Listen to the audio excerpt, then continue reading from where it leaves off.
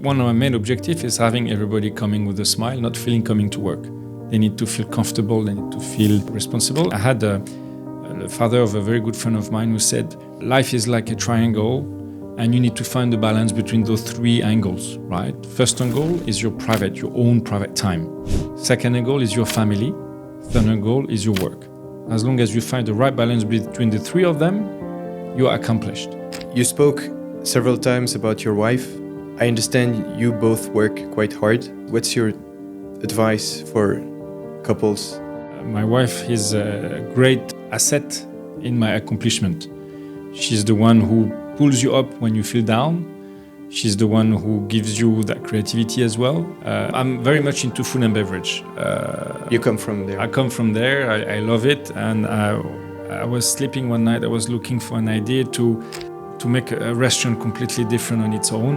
And I've had some dinners. I've organized some dinners with a 360 screen. So you were sitting in a room and you have a screen 360 degrees around you, and you were in a taxi visiting a place while you're having dinner, completely immersed into the environment that you see on the screen. So that made me think of having a restaurant where you move through time. In hospitality, I think you need to be very open-minded, you need to be passionate, you need to love what you do, and don't go in an environment where you don't feel comfortable from the interview.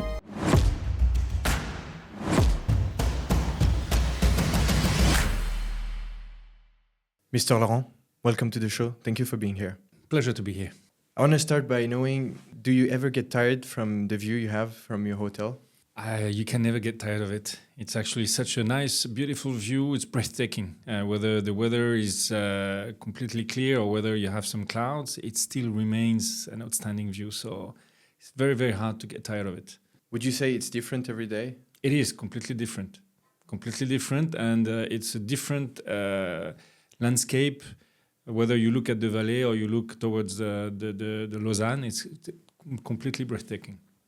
So really enjoying it every day. It's a pleasure to come to work. There's a sense of inspiration from the landscape. There is a sense of an artist. Definitely. Sometimes you do take 2-3 minutes like this. You're in the lobby, you look at the view and you're like, okay, what do I get from this? How can I get some ideas, some innovation, some stuff, because it really helps you be creative. That's amazing. I think it's a beautiful place to work. Yes. I've seen some pictures, not in real, but let's start with your journey. Mm-hmm. You ended EHL in 2001, and then you directly went into the Emirates. Explain me how this plays into your mind when you're graduating from EHL. So after graduating, obviously you're looking for your first opportunity. There was an area in the world where a lot of opportunity rises, and it was the UAE, Dubai in particular. I was fortunate enough to have my mom and my brother who were already working over there. So in terms of implanting yourself and going in a country where you don't really know exactly how it is, it's quite comfortable. So that helped into getting to my first trip in the UAE. And you have so many hotels, so many openings, so many opportunities that it was quite easy to find a job over there. It was booming 20 years ago? Yeah, it was definitely booming. Completely different than what the city is now, by the way.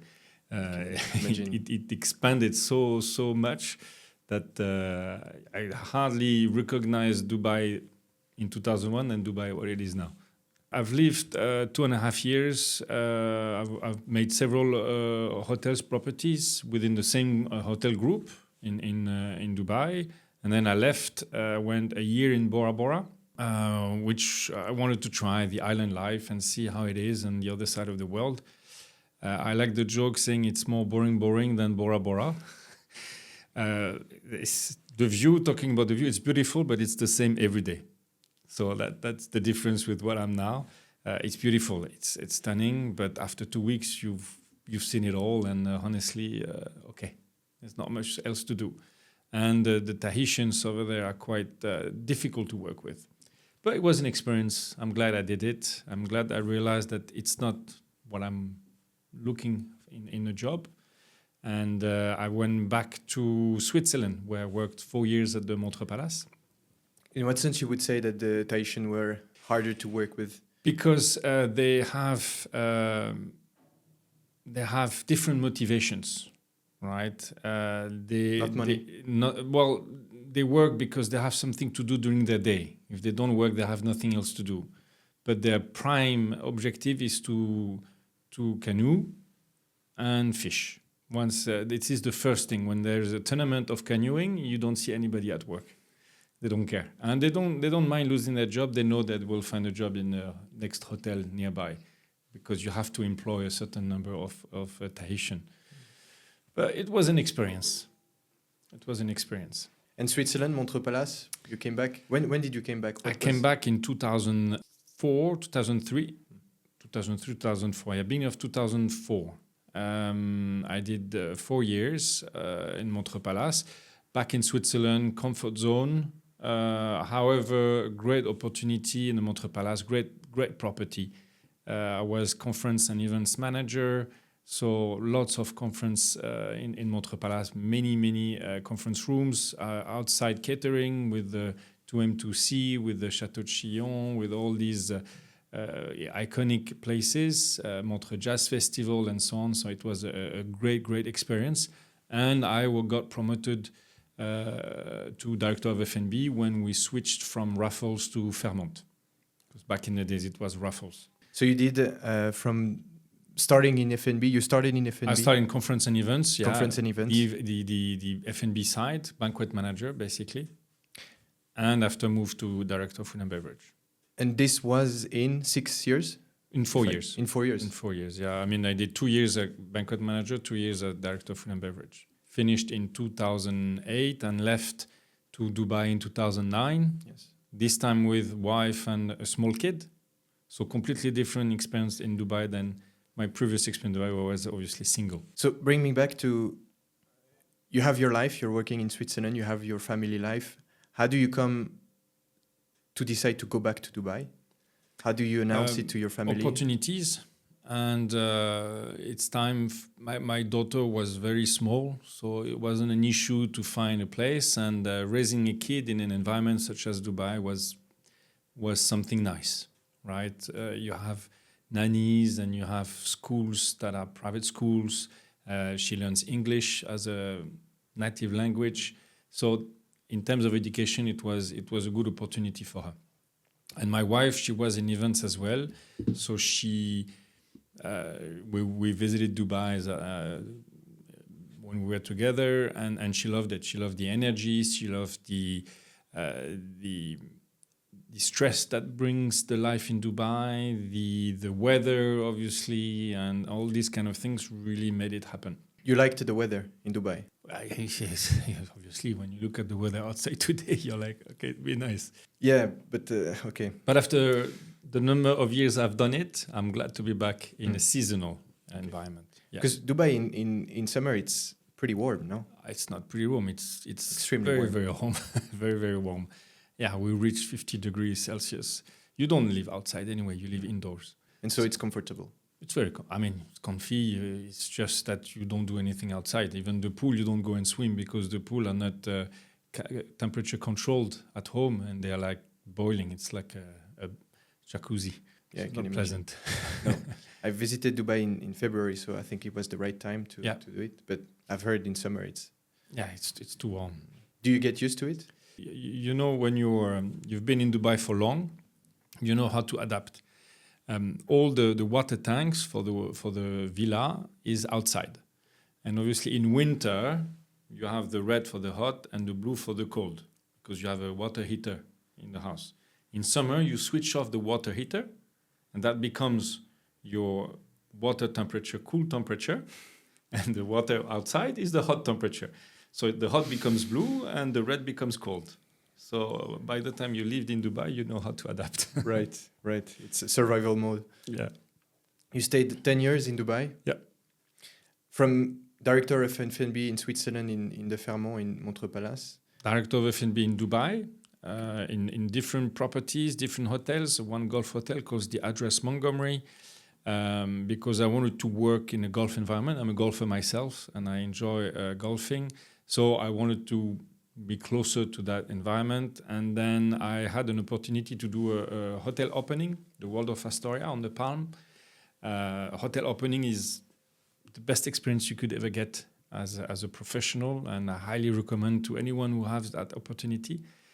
Starting from scratch, setting the stones, setting your standards, buying your equipment, recruiting your team. That was really a nice experience. Stressful?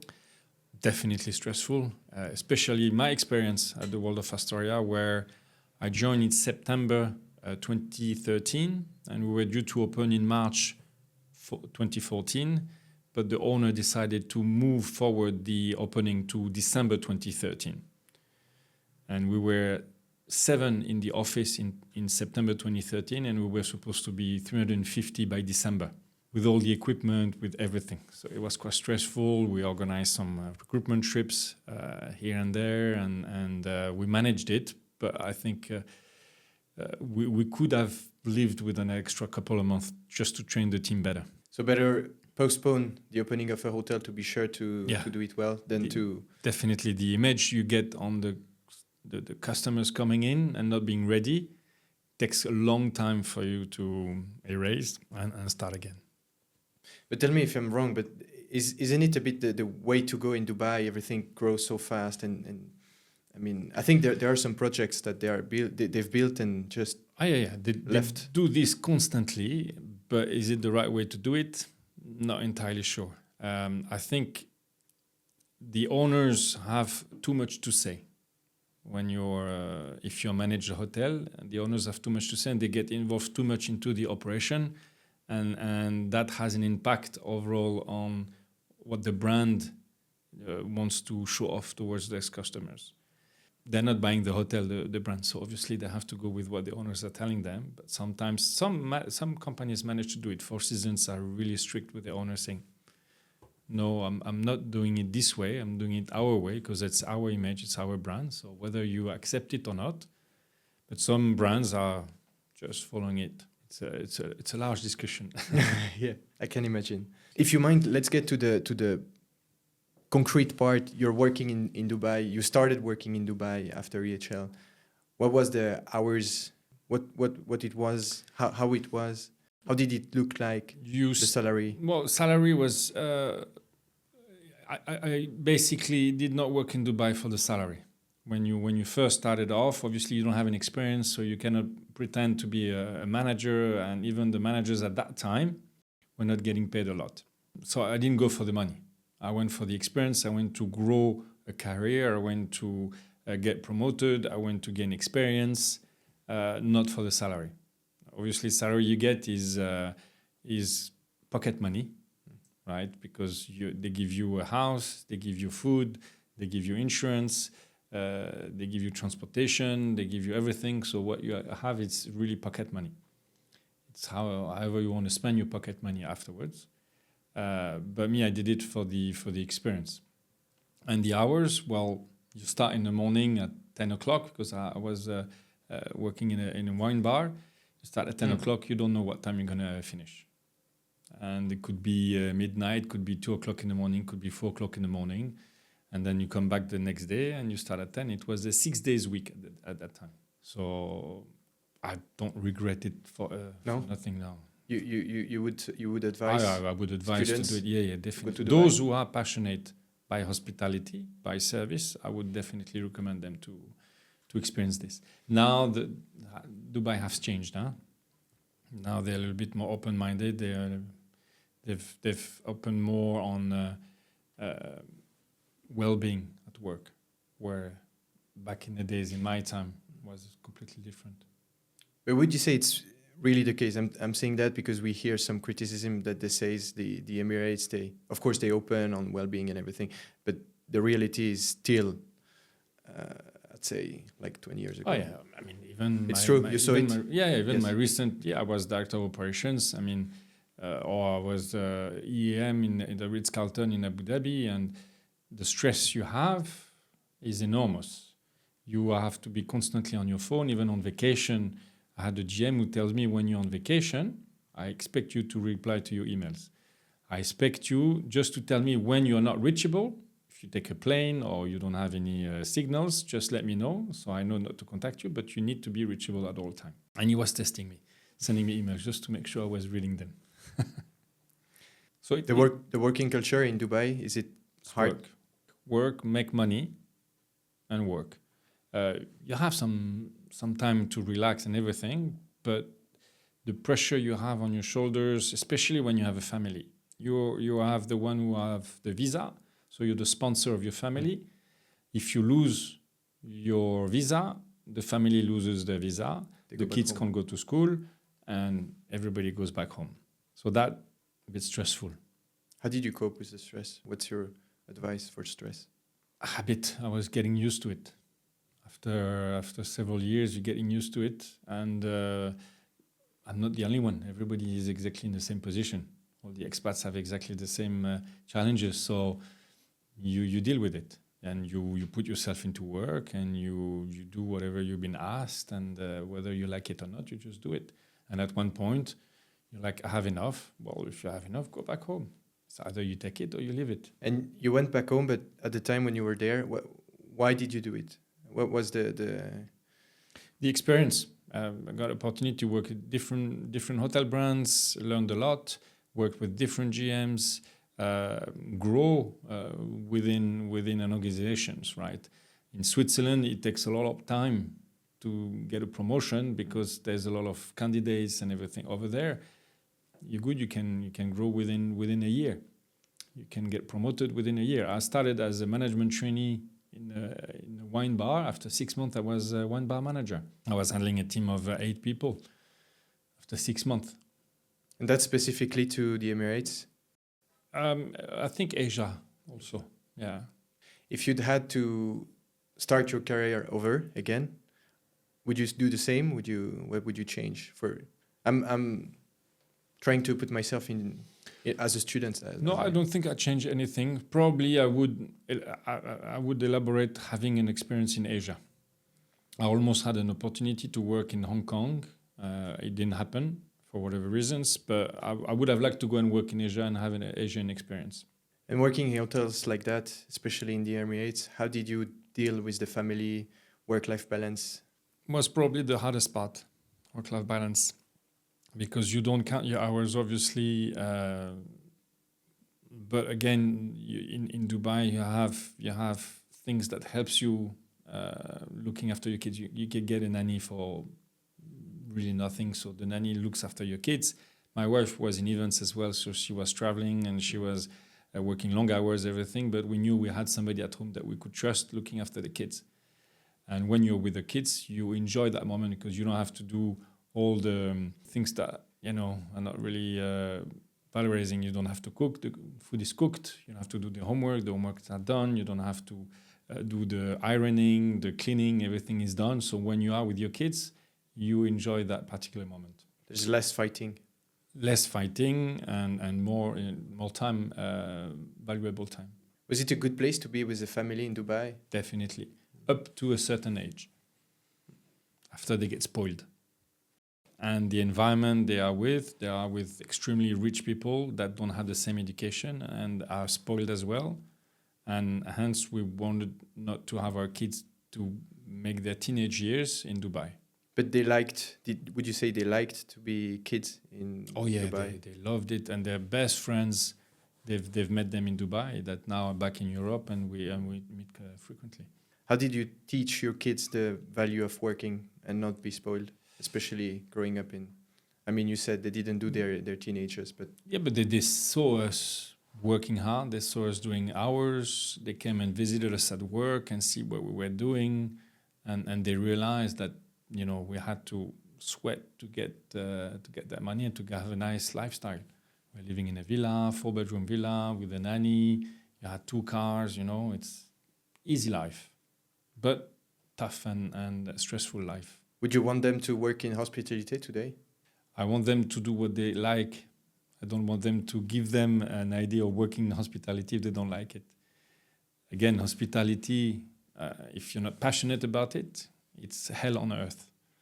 So it's either you're passionate and you love it and you do it because you love it. You don't do it because of traveling, because of money or whatever. You have to do it because you love hosting people. If it's not the case, look for something else. Hosting people? Do you mind elaborating a bit? How? Well, Every time I see a guest, I'm happy that he comes, and I'm welcoming, and I make sure that he stays as he wishes, even exceed his expectations. I organize some activities for him. I suggest places to go and eat and visit. And when he leaves, he's like, "Thank you. I've had a nice day. I've really enjoyed it." And having that smile and having that thanks from a customer, for me, that's the best recognition we could get. That's how you get the passion from hospitality? Yeah, I've always liked hosting friends at home and cooking and organizing dinners and parties and so on, because that's what I like to do. Do you think you can learn it, or you're born with it? You have to have it in your blood. It's the same. You don't learn how to host. Okay, you have a guideline how to do it, but if you don't have that passion, if you don't interest yourself of what exactly the person wants, how can you learn it? You cannot. When you have guests coming in a hotel, you have to identify why they're coming to your hotel. Is it a businessman? Is it a couple? Is it a proposal? Is it a family? And then from then onwards, then you decide exactly how you're going to arrange their stay. If you see they're coming with kids, we have a playground there, we have some deers in the park, we have some activities in the alimentarium in Vevey that you could go and enjoy. If you're a businessman, we show them the business center, we ensure that his Wi-Fi connection is at the best as possible, and we quick breakfast, having quick coffee and so on. It's a completely different experience. But you have to identify. If you don't, it's hard to learn like this, because you need to read the people, you need to read their body gesture, their body language. Know your customers. Know your customers. Yeah. And they're not all coming for the same reason. No, but it doesn't solve, we can get there now, but it doesn't solve the issue of how do you get people, young students, young talents motivated with hospitality again, if it's whether you're born with it or not? Very good question, and that's the question I'm still asking myself. How do I keep those young hoteliers motivated and passionate about hospitality? I think you have to adapt. Hospitality is a very old industry, and whether we have been able to actually adapt ourselves to that new generation is complicated. I don't think we're there yet. We are adapting. We moved to 3 days off, 4 weekdays of work, to give them enough time to come, relax, and travel and go around, have long weekends. We adapt to what we're offering in the hotel. They need to buy in all the ideas that we're doing. If we organize an event, they need to be part of the organization, to feel part of the success of the party. To feel involved. To feel completely involved. And if you don't do that, if you tell them exactly what to do, they will lose interest. Would you say there is a place for creativity in hospitality? I mean, hospitality, let's speak specifically about hotels. Yeah, there is a major room for improvement in creativity in our business. We're working towards it, but yet again, we have a mix of generations coming to the hotel that some are not yet ready to see that. I have people who are retired, they've been coming for 40 years in the hotel, and I moved the statue, and they ask me, why did you move the statue? Why don't you put it back in its place? I said, well, because I need to move it because of several reasons. Yeah, but it was supposed to be there. People want to see that. I said, no, you want to see it there. If people don't know the statue were here before, they don't care. So you need to adapt to your customers as well. Some of them are being used to have exactly the same room, exactly the same waiter, exactly the same chef. And if they don't have that, they feel that they're losing their hospitality. And whether new generations now are coming to the hotel, they are just looking for Instagrammable posts to make. As a hotel manager, as a general manager today, how do you manage that? This, let's say, even two speed that goes at the same time, but it's completely different, right? I involve my team a lot in a lot of decisions, and I let them take some decisions, like them some ideas, put them into place, and see if it works or not. I want them to learn from mistakes or to learn from success. But I may have some ideas and we put it on the table, we discuss it. And if somebody has a better idea, then okay, no problem. Let's go with your idea and then we'll see how it goes, how it works. It's a partnership. We're working together towards the same goal at the end of the day. Some have less responsibilities than others, but we're working towards the same goal. We're working towards the success of the hotel and the visibility. It comes with everybody's little ideas and opinions. I understand you manage your team like a football team almost. Everyone is involved, and yeah. Would you say that's the way to go? That's my way of doing it. Some of them don't like this way. Some of them it's my way or the highway. It depends on everybody's experience. I've been managed by general managers where it's my idea, it's my way or the highway. You like it, good for you. Don't like it, the door is there. Please take a walk. It wasn't the way I like to be managed. So, but generally, I'd say that makes sense. That to be happy in your job, being empowered helps. Feeling that you're part of the boat, it helps. It's one of my main objectives is having everybody coming with a smile, not feeling coming to work. They need to feel comfortable. They need to feel responsible. And we all have some families. We have some private time and everything. I had the father of a very good friend of mine who said, life is like a triangle and you need to find the balance between those three angles, right? First angle is your own private time. Second angle is your family. Third angle is your work. As long as you find the right balance between the three of them, you are accomplished. Obviously, time to time, there will be some imbalanced areas, right? Some work, sometimes generally ask some more time, everything because you have some events or whatsoever, or some families, you may have some sickness or whatsoever, or private time. Sometimes you feel down, you don't have the motivations, everything, but you need to really balance it as much as possible. Find yourself with some time for you, what you like to do alone, sometimes with your family, and sometimes with your work. What do you like to do alone in this part of the triangle? I go golfing. I go and walk by the lake. And I like also going restaurant, trying nice bottle of wine and so on. That's what I like to do. But it's different. Sometimes I will go and do some other sports. It doesn't matter. But take some time alone just to reset a little bit your brain. Continuing in your career, 2025, January, I think you became general manager of Le Mirador. November 2024. Okay, my bad. It's okay. It's 2 months.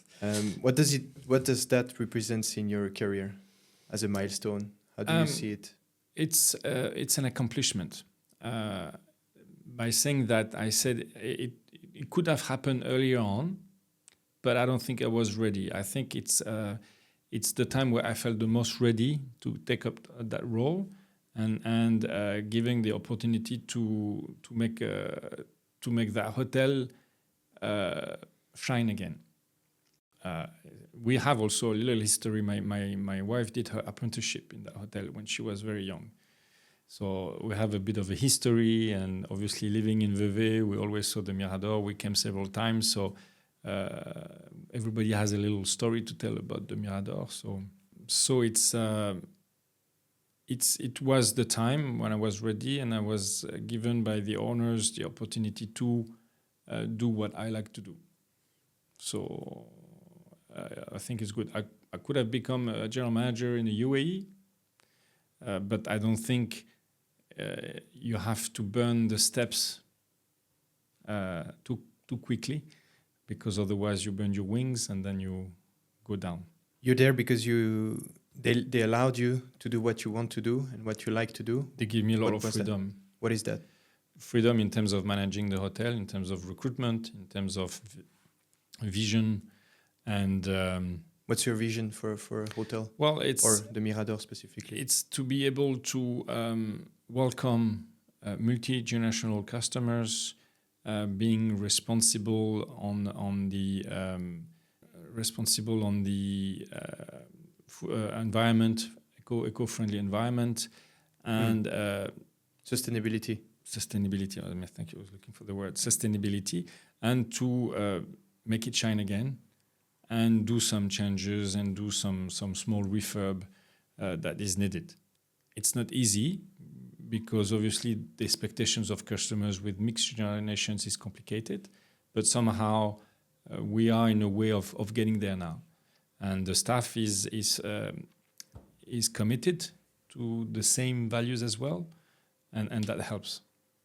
That helps. If I may, just a parenthesis from the Mirador, and then we come back to that, because you spoke several times about your wife. I understand you both work quite hard. What's your advice for couples today? I mean, you seem to have a successful. I don't think I've been able to be where I am if my wife wasn't there to support me. My wife is a great asset in my accomplishment. She's the one who pulls you up when you feel down. She's the one who gives you that creativity as well. Having worked in the hospitality business, obviously, she understands your issues. My issues. She understands my hours. She understands my job. And that helps. If you work in hospitality and your partner, your wife, doesn't understand hospitality, it's the second part of hell I was mentioning earlier on. Do you know how did you choose the right partner? I think it was meant to be. The way we met is what it was signs that it was written in a book somewhere that we had to meet, and we had to finish our lives together. Would you want to share this story? How did you met? Yes, I could. So when I arrived at the Montreux Palace, she was dating the banquet manager I replaced, and then she left and worked to organize events for Welcome Suisse, which is a company that organizes events for outside companies, so kind of MCI or this kind of. And then she organized an event in the hotel and she was allocated with another salesperson. That salesperson broke her arm, so I got that file onto my desk and I had to look after her. And then this is how we met. So it was meant to be. I took the shortcut of the story, otherwise we wouldn't have enough time. Of course. Okay, it's written, but did you, like, when you saw her, you knew that it was that? Or did it grow with time? I don't know. We knew we were meant to be with each other. After 3 weeks, we were already visiting my mom in middle of France, and we were already saying, we're going to put a tent here for our wedding, and then we're going to do this, and then we were talking about invitations and weddings. We were 3 weeks together, so we knew already that it was going to be a long ride. But that's a philosophy of your life, knowing that things are written. Yes, life is not about luck; it's about be there at the right time. It's written, whether it's for you or not. Everything happens for a reason. So how would you say you find the right reason and the good moment? What do you mean? Because you think everything is written. Mm-hmm. It's not a question of luck. What do you do? I mean, how do you start? What do you do to? Well, you have to find your path. You still have to do the way you think you want to be doing. I mean, if your path, okay, you said, okay, I want to go in hospitality. I will still work my way to hospitality, and then after everything will come into place for you to understand where you need to go, whether you need to go to US, Middle East, Asia. You will have hints within your experience that tells you, okay, this is what I need to do, this is what I have to do, or whether you need to switch to another industry, whether you had a terrible boss that makes you hate hospitality. It happens for a reason that you had a terrible boss, because it wasn't your path to go in hospitality. So you just go, you just start, and then it gets written. Yeah, I mean, you don't wait for life to happen for you. Huh? It's not how it works. Huh? You don't wait sitting in your sofa at home and wait for life to begin. No, you still have to work normally, and then after things will happen to make you understand what is your path. Okay, so it's written, but once you start. It's not written when you're on your couch. Coming back to your property, today. It's a beautiful hotel. What do you think the customer from Le Mirador are expecting when they come to see you? I think the way I've mentioned it as well to my team is we definitely don't have the perfect property. We haven't been refurbed for 10 years. We have scratches, we have this. And I think the customers, what they're looking for special service, personalized service. And how we do personal service is having every single member of staff understanding that they can make a difference to the guest stay.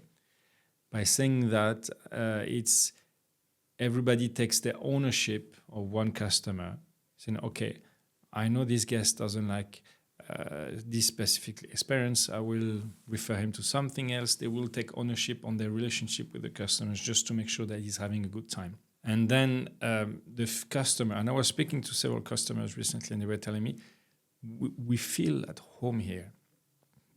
We feel that people are looking after us. We feel that they feel comfortable being here.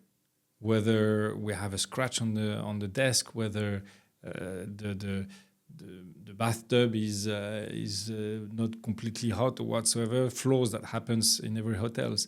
But at least here they don't mind because they feel taken care of. Most of the customers, obviously there's always some customers who are not going to be happy, and this is the difference I'm trying to make. And I said to my team, listen, we do have some issues with our building. We do have issues in our rooms. We do have issues in our food and beverage and everything. But as long as the customer feels that he's been listened to and that he knows that we are taking care of him and that we want to make sure that he's happy, that he's comfortable, that makes a difference. And leading by example in that sense makes it all. I've managed to really got close to customers, and they were following me because I'm here. They said, we come because you are here. If you were not here, I would not be coming to this hotel, because I know if I'm here, I know I've been looked after, and I enjoy being managed this way. You would say you're a people person? Oh, you have to be in hospitality. Yeah. If you don't like people, it's not the right industry for you. You have to be oriented. Obviously, you have some work to do. You have some things. Sometimes I like to spend I go at breakfast every morning and go and speak to customers. How was your night? It's important to feel. In the morning is where you feel the customer's mood. And I sit down, I have a coffee, tea with them, and we talk about what they're going to do during the day. And I feel a little bit, and they like this because they feel that we care. That's what makes the difference. Now, if you speak about the future of the Mirador or hospitality in general, what would you say are the innovations that the industry needs? Do you have some I mean, we're already having a lot of transformation. We're working towards with technology now. AI, obviously, is a big innovation for us. A lot of suppliers are suggesting that we use AI inside the hotel to answer customers' questions, for example, because we have a number of questions they ask. Right? There's always 15, 25 questions they ask constantly. And we could have AI reply to them directly on WhatsApp like this. So, it's AI in all industries is how to use it and how not to use it, and how it can benefit or how it will lose that relationship we have with customers. Because he will answer your question, but will he exactly go forward, go a bit more into details in the question the customers ask? It has his limitation. And after using your mobile phone for everything as a hotel room key, the menu of the restaurant, pay your bill, there's a lot of things that needs to be adapted as well to us. And this is where we're moving towards. So it's complicated for us because we've not been used to this, and our systems are just slowly getting adapted to this kind of technology. But would you say the customer, how do they take it? I mean, when things get digitalized? Some of them love it, young generation. Some of them hate it, the older generations. We have newspapers on digital now, because we refrain on printing newspapers for customers, everything. Some guests said, I want to have my newspaper. I cannot read on my phone or my tablet. I need my newspaper. So it's a question of adapting again yourself. And innovation outside of technology and digitalization in terms of experience. I think you shared with me a project that you have, or like a dream. A dream. And I think it's very interesting. I'm very much into food and beverage. You come from there. I come from there. I love it. And I was sleeping one night. I was looking for an idea to make a restaurant completely different on its own. And I've had some dinners. I've organized some dinners with a 360 screen. So you were sitting in a room and you have a screen 360 degrees around you, and you were in a taxi visiting a place while you're having dinner, completely immersed into the environment that you see on the screen. So that made me think of having a restaurant where you move through time. I always wanted to see how was the restaurant experience in 1910 in Paris on a terrace, for example. So imagine yourself, you're having a starter in 1910 in Paris, and you have horses and you have noise and everything, completely immersed in that environment. And then the next course you move to 20, 30 years later. And the following course you move to another 30, 40 years later. And then you understand the evolution of service, food, and everything. That's a little dream that I had, and I wish it could interest someone. I think it's very interesting, especially because, you know, today we are speaking that we are getting, and we are in experience economy, where the most important, and I think it's very relevant for hospitality in general, but experiences are everything, and people are expecting to have experiences. Yeah. And I would say if you can go to a restaurant and have all your senses involved. I've somehow in Abu Dhabi, I've managed to do something a bit different, but kind of similar, where you heard about Le Petit Chef, where we had a projection on the tabletop of the restaurant, and there was a little chef that was working around your plate and preparing your food and everything. And I was the first in the UAE that I brought over there, and people loved it. People loved it because it's a different experience. Okay, you can go to a restaurant having food. We know how it is. It's a normal experience. Okay, we only look at our eyes and our taste buds, and that's it. But we need to entertain it a little bit, make it a little bit more interesting. Do you think that would work in Switzerland, around here in our region? The Petit Chef or the... Yeah, the whole experience, because I'm thinking... I can imagine Dubai people or Abu Dhabi, it's customers, they want the full experience, but, or maybe I'm wrong and let me know, but maybe in Switzerland we are a bit more, you know, reserved, and we want, as you said, maybe the usual one, and we don't like to be... It's where we need to evolve a little bit. I mean, if you go to some restaurants where you eat foam and stuff like that, it's the same. It's a completely different experience. You go for that experience. You don't go for the normal restaurant. If you want your typical rosti, émincé zurichois, you go in a specialized restaurant for that. But if you want to experience something different, and I think having the history of food and everything, educate yourself as well. Going back into time was always my kind of a dream, is to find a time machine and go back in time and see how it was. And if you were given that opportunity, especially around food and beverage, I think that would be very interesting. So there is a room for that. I think there's definitely a room for that. Slowly to end up, you've made the time in teaching as well? So I left Dubai because of COVID. COVID in Dubai was hard because you didn't have any visibility, and at one point they said, okay, we cannot pay you anymore, but you need to come to work. I said, okay. So you do it 1 month, and the following month you're like, I'm not sure, and I had to put the rent for my house. It's 1 year in advance. I didn't have any visibility on how long that pandemic is going to go. So I said, you know what? I think now I got the picture. It's written. I need to go back. Again, written. Yeah. So we got back. And then in COVID, hotels were firing, so no opportunities there. And I always wanted to have an experience in teaching, because I'm passionate about hospitality, about food and beverage. And I said, okay, let's try in a hotel school. And I managed to do some teaching a year and a half while this COVID time passes to teach and share my experiences about hospitality and my journey in hospitality. So from there, you've seen everything. You've started at the bottom. You went until the top. You teached as well. So I think you have a very good understanding of the industry. What would you advise students today? What are the first skills they would need to develop? Maybe even still studying. The most important skills to succeed in hospitality. Yes.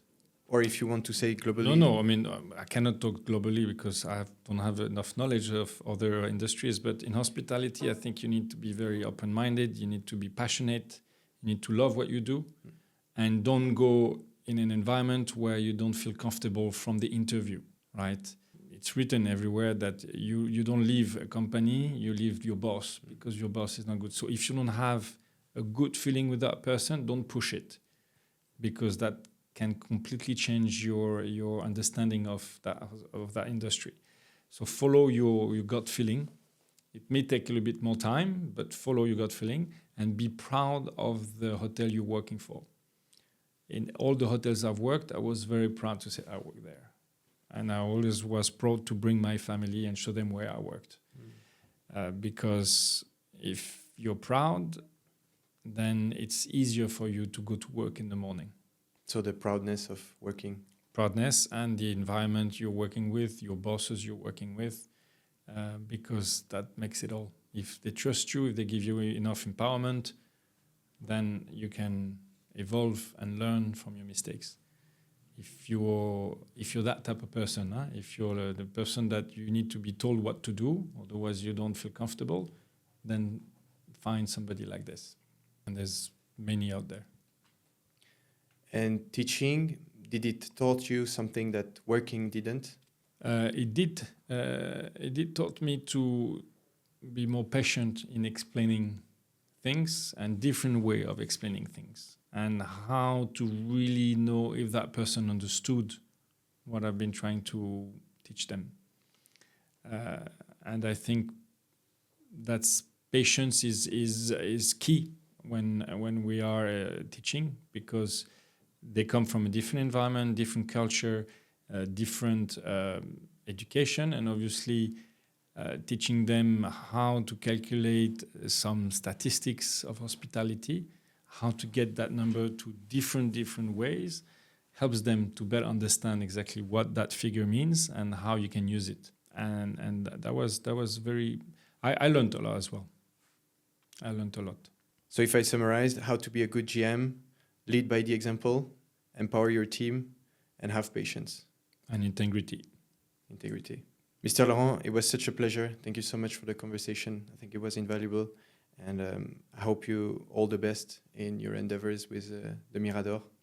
I hope to see you soon. Thank you so much. Thank you. Thank you for your time. Thank you for your very interesting questions. And I hope I will interest some industry leaders.